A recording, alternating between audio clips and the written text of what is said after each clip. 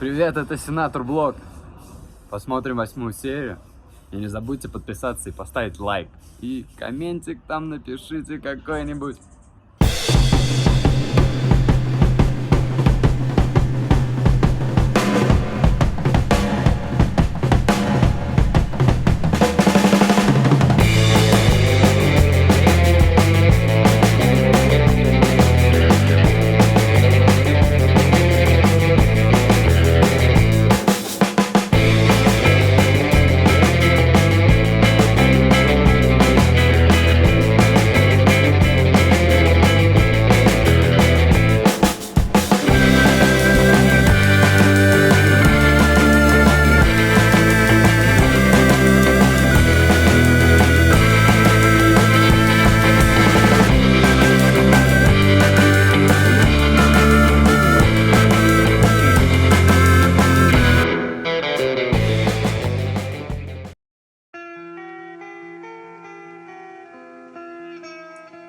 Это трансмексиканский вулканический пояс.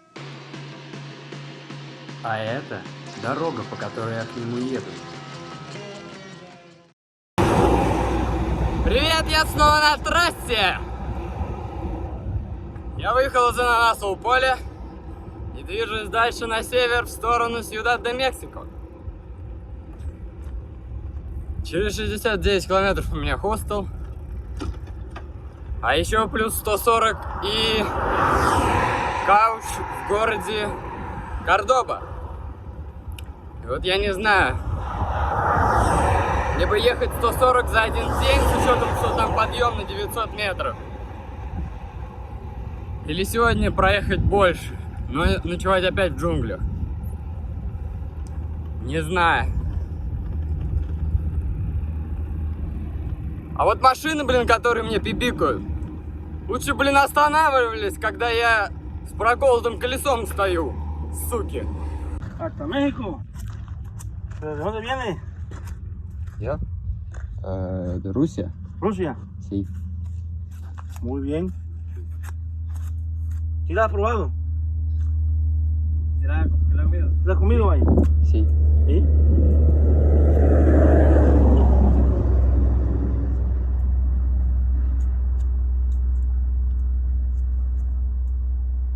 Rusia.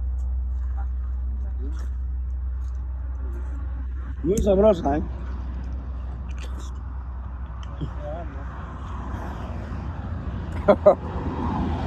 Buena. Gracias. No, porcito, como está. Ahí, noche,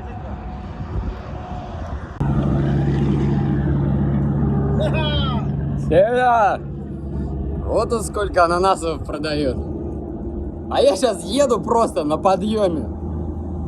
Всаживаю 20 метров в гору. Высоту, естественно. И мужики просто на машине останавливаются и говорят: будешь ананас? Я говорю: да. Он мне штук 8 накрошил. Причем так. Раз, два, три. Оп. Все там что, объедать, не объедать, выкидывай. Говорит: у меня ананасов дофига. Вон там, блин, целый пакет мотается. Так что, и еще съел я, наверное, 3 ананаса. О, кайфов, блин, такие вкусные. Почем сейчас в Ашане там? Напишите в комментариях. Вот такой вот завтрак.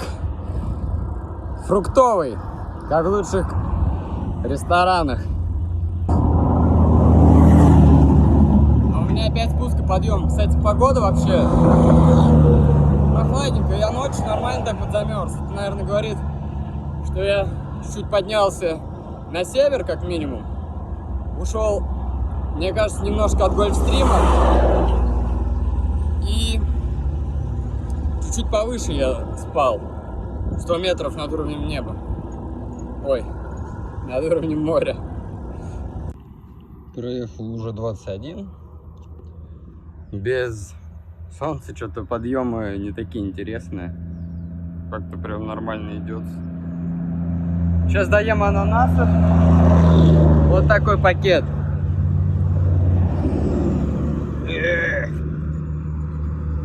Вот, и поедем дальше. что-то все-таки я склоняюсь к тому, что буду в джунглях. А пока постою тут с коровами. Вон они. Они вот просто идеальные. Мягкие. Такие тепленькие. Сладичные.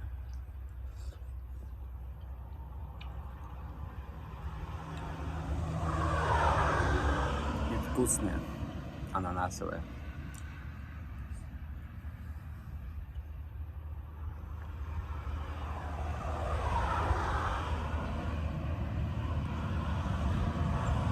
Мне сегодня снилось, что я нашел дерево с манго. Можно ли это считать вещим сном?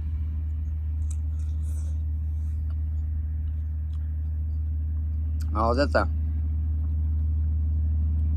еще лучше, чем манго.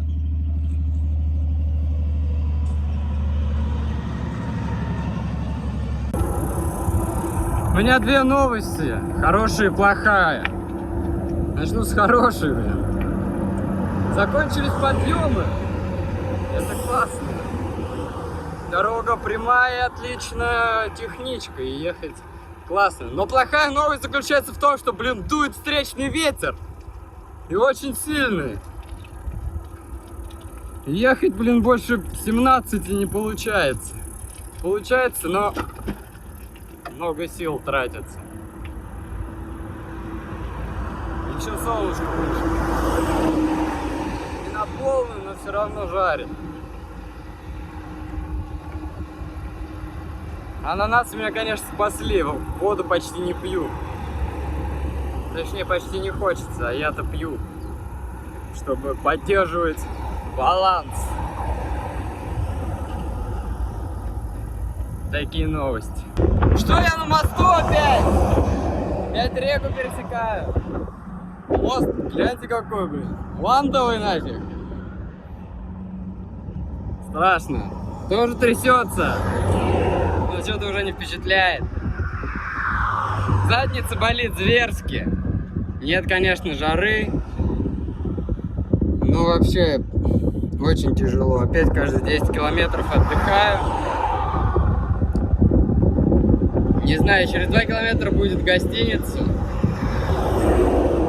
Можно остановиться там. Поспать и все такое. Или ехать и еще 2 ночи быть в джунглях. Но зато следующие дни, когда мне нужно будет подниматься, меньше ехать придется. Всего на 10 километров.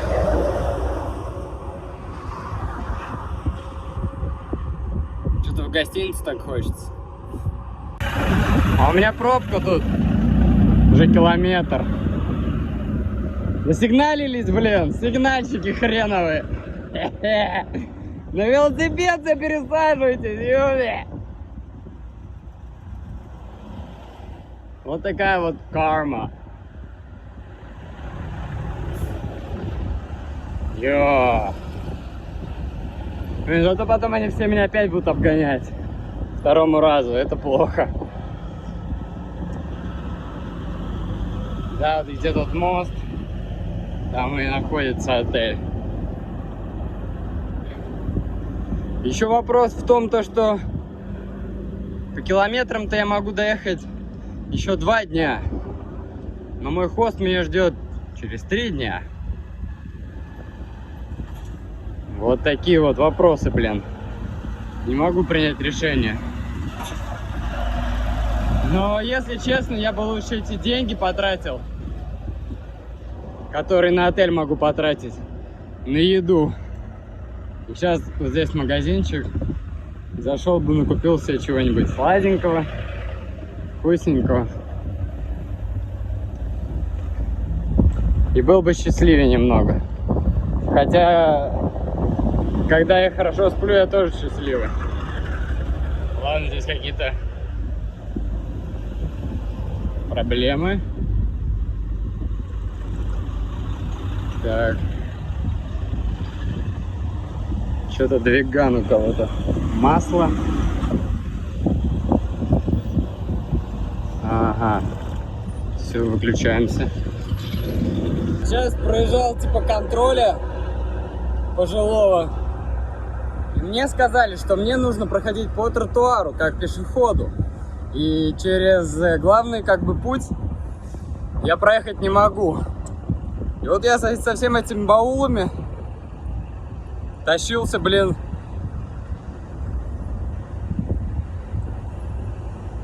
по бордюрам и обходил все это 2 раза. А пробка стоит вон туда, блин. Это как будто граница, а просто платная дорога. Во, устроили балаган, блин. А у меня опять подъем. Я еды накупил на 140 песо. Всякой разной. И я уезжаю от отеля, поэтому буду спать в джунглях. Вот так вот. Вот такой, блин, нарядился чебуратор. Говоришь, мне надо разговаривать, иначе я начну сходить с ума. Потому что одиночество, короче, влияет на голову. Я нашел такое классное место. Там вон водичка. Но если бы это была река или озеро, в котором можно было бы купаться, то этому месту вообще было бы самым лучшим. А это просто какая-то лужа, из-за которой здесь просто туча комаров. Я сразу сделал костер, чтобы они хотя бы немножко улетели, и их было поменьше. Вот. И это сработало, вроде их стало поменьше. Сейчас я стою, хочу начать записывать видео, оттуда выезжает мопед. Я так испугался, но я не слышал, как он подъехал. Он прямо тут едет, и я поворачиваюсь, и они прям передо мной. И я вздрогнул, они засмеялись. Это был, наверное, муж с женой. Я у них спросил, можно я здесь останусь переночевать. Они сказали, спи на здоровье. Поэтому это вдвойне классно, то, что здесь отличная ровная площадка. То, что мне здесь разрешили спать. То, что здесь дует ветерок оттуда с низины. И костер горит отлично, значит, я смогу приготовить много риса с сальсой, хлебушком и хорошо покушать. Не зря я все-таки не остановился в этом отеле. И тут отличное место между двумя вот этими деревьями. Я их сейчас там натяну гамак. И еще хорошая новость, я взял себе вот такую штуку, Балкуса. Вот. Сейчас покажу, как вешаю гамак. Была возможность между вот этими двумя повесить. Но что-то тут прям выход такой на дорогу отличный. Не очень хочется палиться и слушать. Я вот здесь вот пониже повешу. Но здесь была сложность с тем, что гамак не доставал от одного дерева до другого. Узлам здесь я бахаю что-то типа, ну, не штыка, полштыка. Как бы раз завязываю, контроль, завожу и контрольку делаю. Вот. Что такое, грязный, что ли? Вот так примерно. Вешу гамак, а с этой стороны не дотягивалось конкретно. И я вешаю такую базу. У меня есть на всякий случай веревка. Ну, базу просто завязываю на простой узел с контролькой. И здесь карабин отмеряю. Хотел бахнуть 8-й здесь вокруг дерева. Но не доставало. И я через стремя карабин и бахаю к базе. Ну и в принципе вот. Все держится. И я думаю, достаточно горизонтально. Не то, что у меня было прошлой ночью, где я вообще завязывал по самые концы с обоих сторон. Вот. Сейчас закинем сюда коврик. И натяну вот это. Отлично, тут ветерок прям продувает.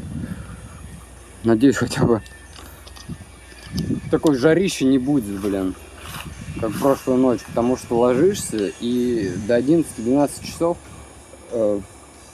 просто ждешь, когда станет не так жарко, потому что очень жарко, весь мокреешь, потеешь и спать невозможно. Поэтому я сегодня вообще уснул в час, а проснулся в 11. Больше я такого не хочу, поэтому я чуть-чуть взял себе снотворного. Сейчас пораньше, надеюсь, усну. И пораньше проснусь и пораньше поеду, чтобы не ехать по жаре. Да, сегодня не было такой жары, были облачка, но не факт, что такого не будет завтра. Поэтому желательно было бы пораньше встать и пораньше уснуть. Поэтому сейчас вешаем, макароны уже сварили, заправлю сальсой, чуть-чуть покушаем. И вот сюда вот направимся. Вот такая вот у меня сальса касера. Вот такая, короче.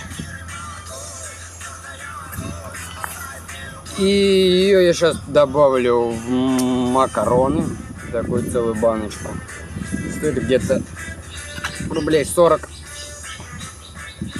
Тут, я так понимаю, все, что нужно. Нормальному пацану помидоры, банера, лук и что-то еще. Вот такие вот.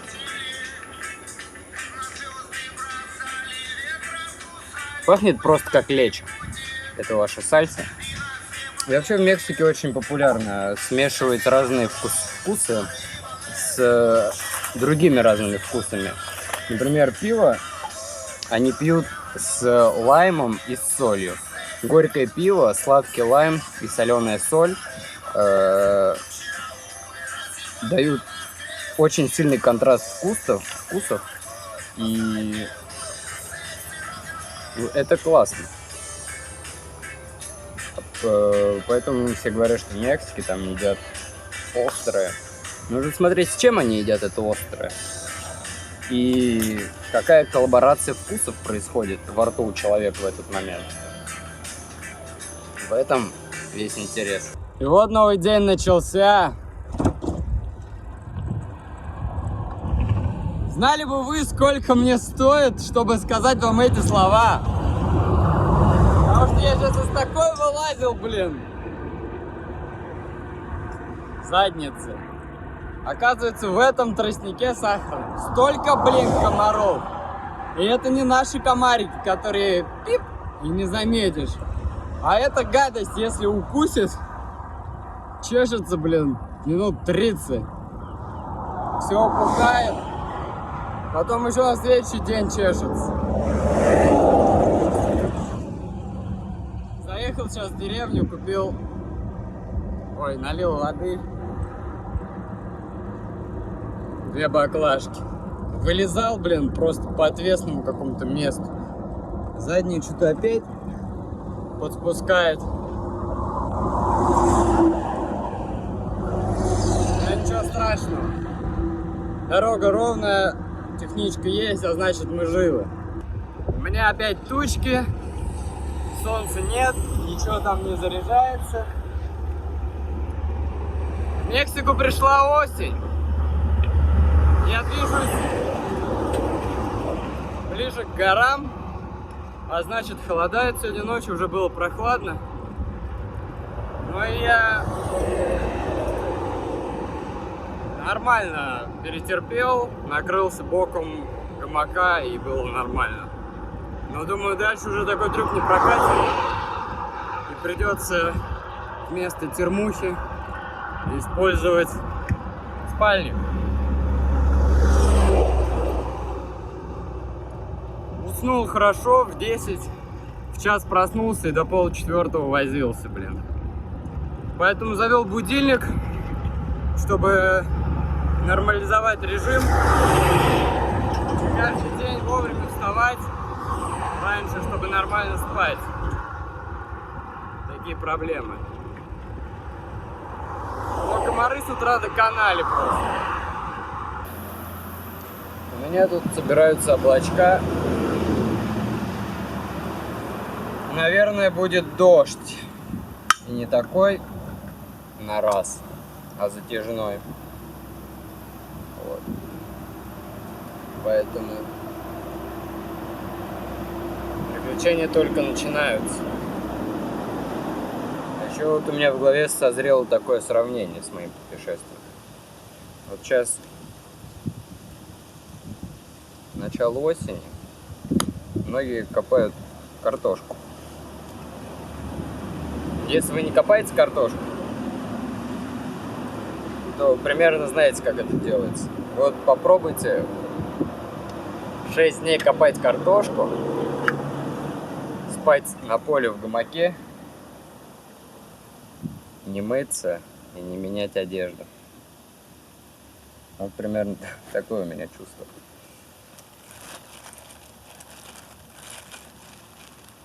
Ну, а в принципе, не так уж и плохо.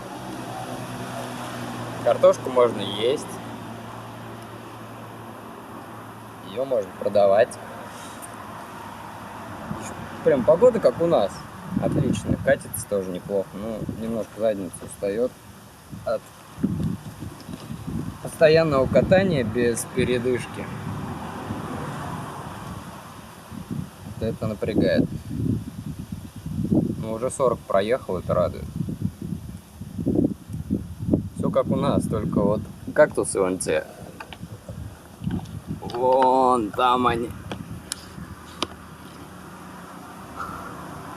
Немного не как у нас. Да и в принципе. Только я сказал про помыться, мне включили воду. Похоже на затяжной. Не хочу мокрым спать. Коврик вот такой вот теперь, камуфляжный парень. Все замотал, единственное вот две сумки. Одна это кухня, вторая это фотостудия. Вот они промокали всегда под дождем, даже если на 2 оборота закручиваешь. А я вот в таком вот ручейке моюсь.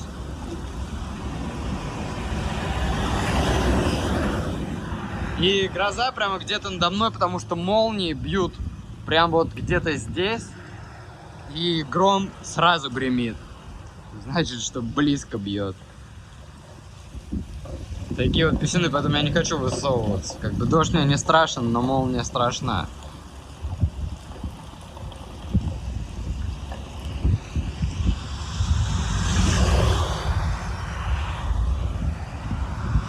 Гремит по-страшному.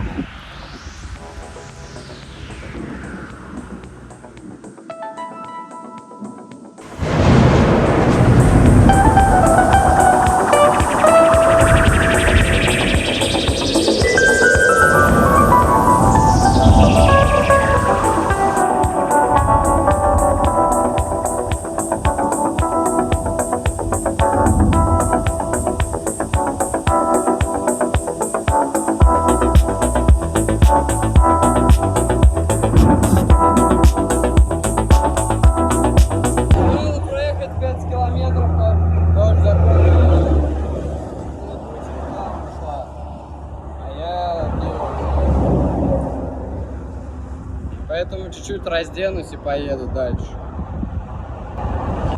А стоило мне проехать 7 километров, и что? Тут вообще, блин, дождя не было. Все сухо. Офигеть, блин. Как это называется? Называется, надо было дальше ехать. Ну а кто знал? Зато буду спать в сухом месте. Надеюсь, в таких вещах. В сухом спальнике.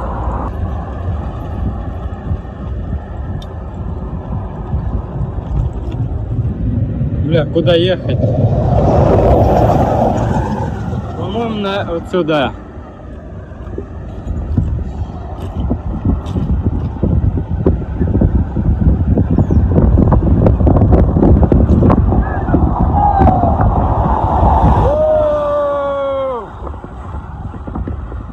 Ебать!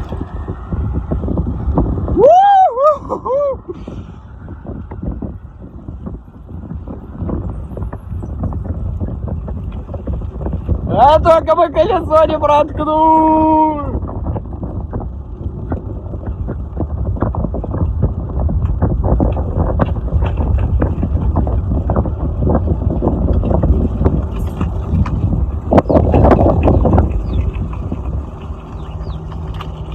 А теперь работаем, девочки. Йо, блин! Я вышел к горам.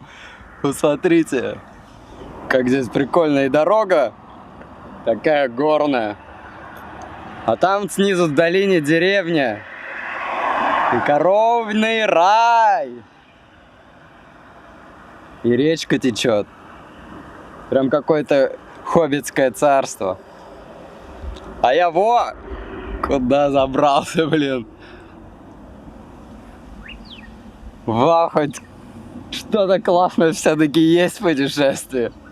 А не только вверх-вниз. Коровы! Му! Все смотрели на меня.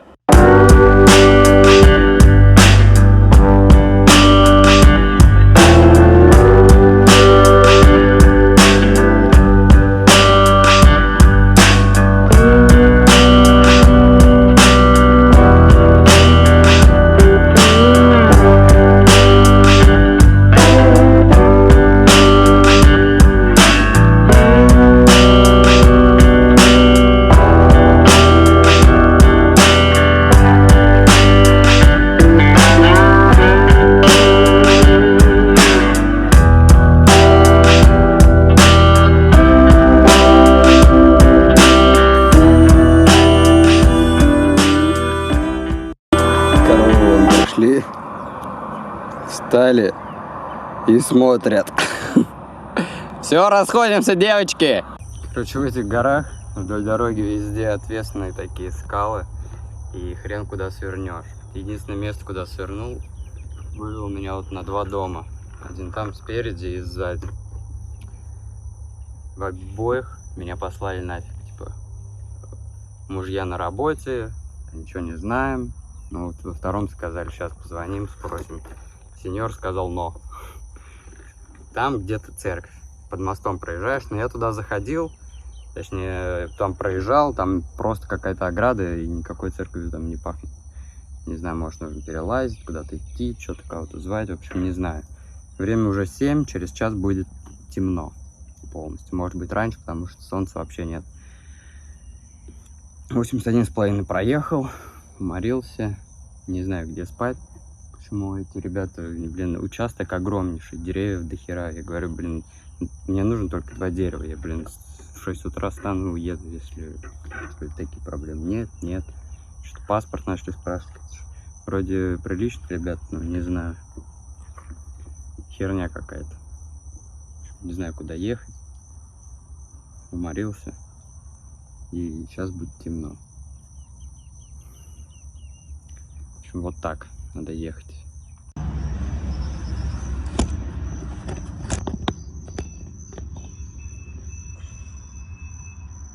Короче, я просто свернул с дороги, залез, шли как бы скалы, между ними был чуть уклон, я залез, перелез тут через колючку со всеми своими баулами, велик там снаружи прикрыл. Короче, дорога тут вообще рядом. Завтра лучше покажу. Я очень хочу есть. У меня есть вот такая банка просто халапеньевского салата. Я, конечно, очень хотел сварить рис, и очень жалко, что просто полкилограмма я просто вез. И завтра привезу и, походу, его в хостеле отварю. Вот. А также мог его там купить. Это сальса моя. Хлеб.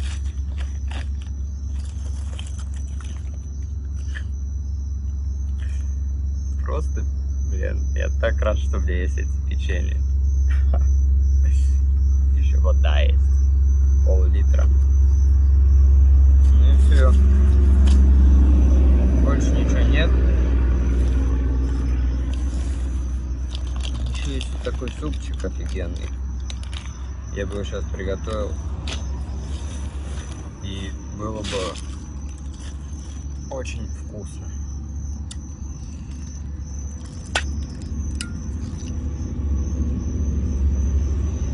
Проехал сегодня 82 километра. А набор высоты... Сейчас вот куда-нибудь сюда бахну. Но набор высоты нормальный. Вот. Но завтра будет еще больше, я думаю. И на завтра мне... Ну, тут осталось типа 50 километров. Да, там набор высоты 1000 метров. На 1000 метров. Над уровнем моря. Сейчас я где-то на 150. Вот. И я думаю, за день-то можно это сделать. Хост меня ждет послезавтра. Но она сказала, если вдруг напишешь, что-нибудь решим. Короче, где я завтра буду жить, не знаю, это не важно. В джунглях я больше точно жить не хочу. Вот. И поэтому я по-любому завтра поеду либо к хосту, либо она сказала, может быть, у ее подруги, либо в хостел. Короче, неважно. Пока чуть похаваем.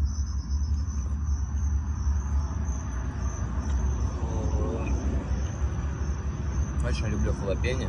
Они острые, вредные для желудка, но они такие точёмные.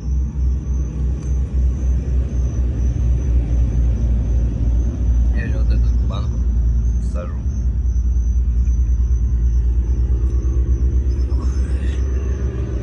Но то, что вот эта тетка меня не пустила. Огромная, короче, ну, раньше, я не знаю, как там, коровник, какие-то сарай, дом, рядом кукурузное поле, всякие там, короче, блин, дофигища мест. И самое главное, там за домом есть такой, типа, лесок. Вот. Я говорю, мне просто 2 дерева нужно, можно я гамак повешу, и все, я не хочу ни в дом, может со мной не говорить. Можно просто поспать.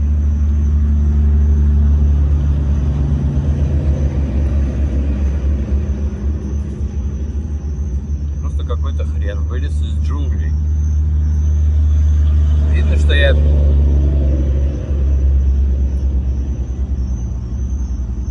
не взрослый молодой человек. И то, что угрозы я не предоставляю.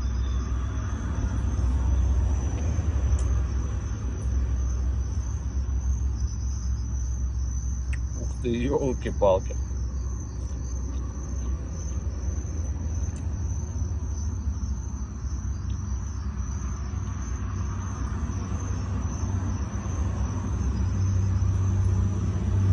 Надеюсь, усталость компенсирует шум дороги, и я усну.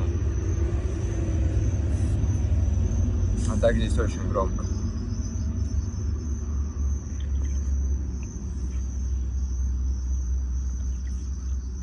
А еще очень много машин вижу, грузовых, которые лежат вот за обочиной кверх тормашками. И очень много могил. Очень много могил вдоль дороги. Но какого-то хрена эти ребята все равно, блин, гоняют в своих старых раздолбанных фурах. Днем и ночью. Сегодня видел чувака, он просто ехал, у него не было покрышки, камера, просто диск металлический на фуре. Просто скребыхал по дороге, и он ехал там 70 км в час. Не знаю, куда спешить.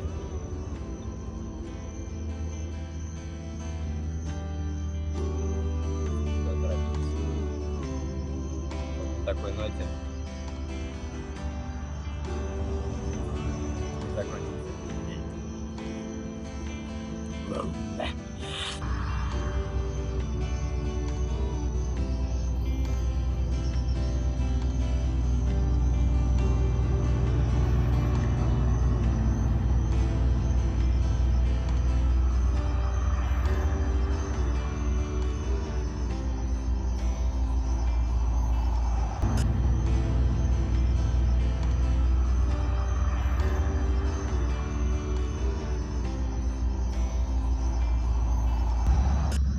Лежу я, короче, сплю, как упал, блин, на пол. Почему? Да потому что мужик, блядь, обрубил нахуй.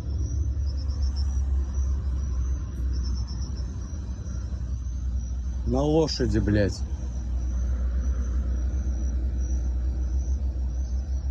Я хуй знаю, что сейчас будет.